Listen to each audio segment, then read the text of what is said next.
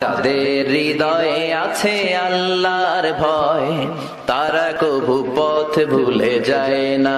আল্লাহর প্রেম ছাড়া এই দুনিয়ায় কারো কাছে কোনো কিছু চায় না। রাতের আধারে যারা সেজদাতে রয়, দু চোখের শ্রুতে নদী যেন বয়।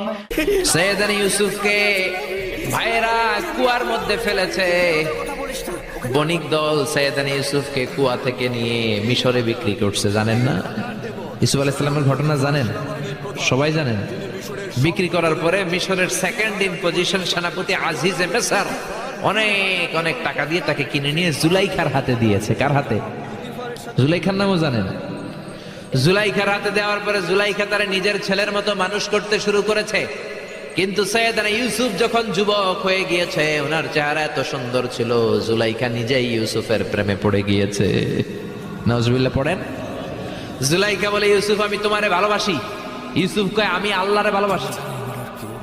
জুলাইখা বলে, ইউসুফ আমি তোমার সাথে প্রেম করতে চাই। ইউসুফ বলে, আমি কার সাথে প্রেম করতে চাই?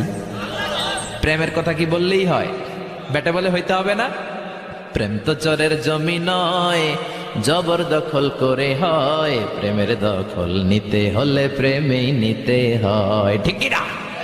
জুলাইখা বলে, আমি তোমারে ভালোবাসি, আমি তোমার প্রেমে হাবুডুবু খাই। ইউসুফ বলে, আমি কারে ভালোবাসি? কোনোভাবেই ইউসুফরে রাজি করাতে পারে না। জুলাইখার একটা দাসী ছিল, দাসীর নাম কালিমামা।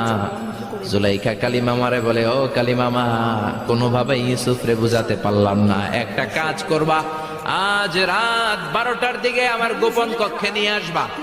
ওই গোপন কক্ষে যেতে বড় বড় 60টা দরজা পার হইতে হয়। কয়টা?